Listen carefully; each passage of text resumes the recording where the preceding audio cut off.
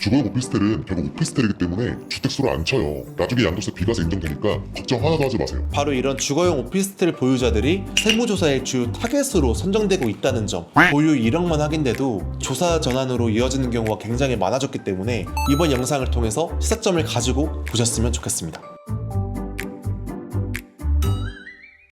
안녕하세요, 김윤범 세무사입니다. 오늘은 많은 분들이 놓치기 쉬운 주거용 오피스텔 보유자에 대한 양도소득세 세무조사 사례를 준비했습니다. 주거용 오피스텔을 보유하고 계신 분들 참 많으시죠? 구입하실 때 공인중개사라든지 분양 담당자가 꼭 하는 말들이 있어요. 주거용 오피스텔은 결국 오피스텔이기 때문에 주택수를 안 쳐요. 나중에 양도세 비과세 인정되니까 걱정 하나도 하지 마세요. 실제로 이런 말들에 현혹돼가지고 오피스텔 구입을 덜컥 결정하시는 분들이 꽤나 많거든요. 근데 과연 이게 맞는 말일까요? 이번 의뢰인께서는 주거용 오피스텔을 보유하고 있던 중 다른 주택을 양도하면서 1세대 1주택 비과세로 세금을 신고를 하셨었는데요. 2년 정도 지났을까요? 갑작스럽게 세무조사 통지를 받게 되셨고요. 이에 대한 추징세액으로 무려 1억 원이라는 얘기를 조사관으로부터 듣게 되었습니다. 더 놀라운 거는요, 의뢰인께서는 단 한 채의 아파트를 양도했을 뿐인데 주택수 산정에 문제가 있다라는 지적을 받게 되고 비과세가 부인될 수 있는 상황에 처하게 되신 거였습니다. 알고 보니 보유 중이던 그 주거용 오피스텔을 주택수에 산입시켜야 된다라는 게 국세청 담당 조사관의 주장. 근데 되게 재미있는 건요,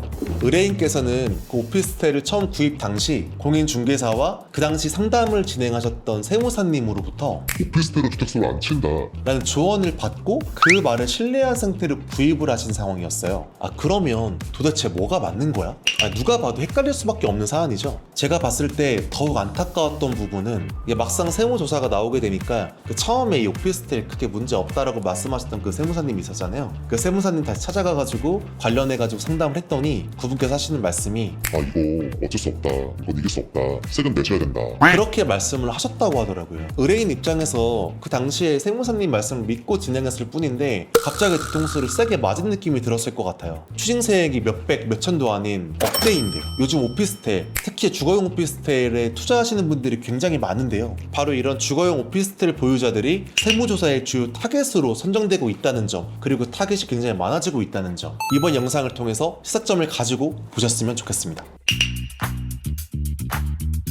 이번 조사는 단순히 세금 신고 잘못으로 기인한 것이 아니고요. 양도세 신고를 검토하던 신고팀 조사관이 의뢰인이 보유하고 있던 주거용 오피스텔을 인지하면서 본격적으로 세무조사로 전환된 사안입니다. 요즘 국세청 분위기는요, 이 주거용 오피스텔을 굉장히 안 좋게 보는 경향이 강해졌습니다. 주거용 오피스텔 보유 이력만 확인돼도 조사 전환으로 이어지는 경우가 굉장히 많아졌기 때문에 각별한 주의가 필요하다고 할 수 있겠습니다. 세무조사 담당 조사반장께서도 해당 주거용 오피스텔에 대해서 주택 임대용으로 활용을 했다거나 본인 또는 가족들이 실거주 목적으로 사용한 것은 아닌지 강하게 의심하고 있는 상황이었어요. 즉, 이 오피스텔이 실제로 주택으로 사용되었다면 주택으로 바로 간주하겠다라는 입장을 강하게 피력한 것이죠. 이 말은 곧 해당 오피스텔을 주택으로 분류되는 순간 주택수가 하나가 더 늘어나게 되는 것이고, 그에 따라서 1세대 1주택 비과세가 깨지게 되는 구조라는 것입니다. 따라서 이 조사에서 가장 중요한 포인트는 바로 이 오피스텔이 주거용으로 사용되지 않았다라는 점을 인정받는 것이었습니다.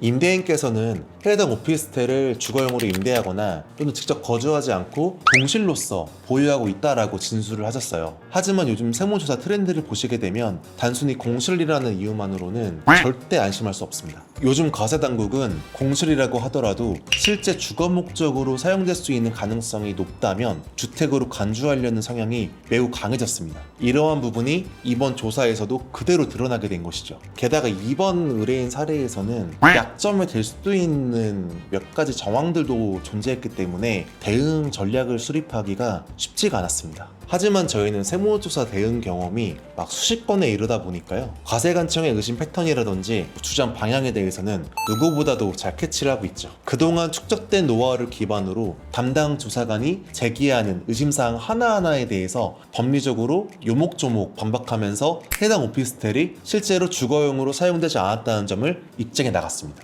세무조사는 약 2개월 동안이나 이루어졌고요. 그 과정에서 금융자료 전수조사, 현장 확인까지 이루어지는 등 결코 호락호락하지 않은 조사 과정이었습니다. 하지만 결국 세무조사 결과 이 오피스텔은 주거용이 아니다 라는 점을 국세청으로부터 최종 인정받게 되었고요. 비과세로도 인정받게 되어서 처음에 우려했던 1억 원의 그 추징세액 리스크가 완전히 사라지게 되었습니다. 의뢰인께서는 최근에 직장에서 퇴직하시면서 금전적으로 그리고 멘탈적으로 여유가 전혀 없으셨고요. 그리고 얼마 전에 새로운 주택을 또 매수하시는 바람에 조사 당시 정말 2중 3중으로 어려운 일들이 막 닥친 상황이었어요. 그런 와중에 막 세무조사까지 터지고 추징세액으로 1억 원을 더 내라 라는 말까지 들으니까 정말 멘탈이 막 터져버릴 지경에 이르렀던 거예요. 그리고 서두에도 말씀드렸지만 정말 더 안타까웠던 건 처음에 상담하셨던 그 세무사님께서 갑자기 태도를 바꿔서 세금 다 내셔야 된다 라는 말씀까지 듣다 보니까 정말 지금 한 달 전부터는 우라통 터지고 밤에 잠도 제대로 못 주무시는 지경에 이르렀다고 하시더라고요.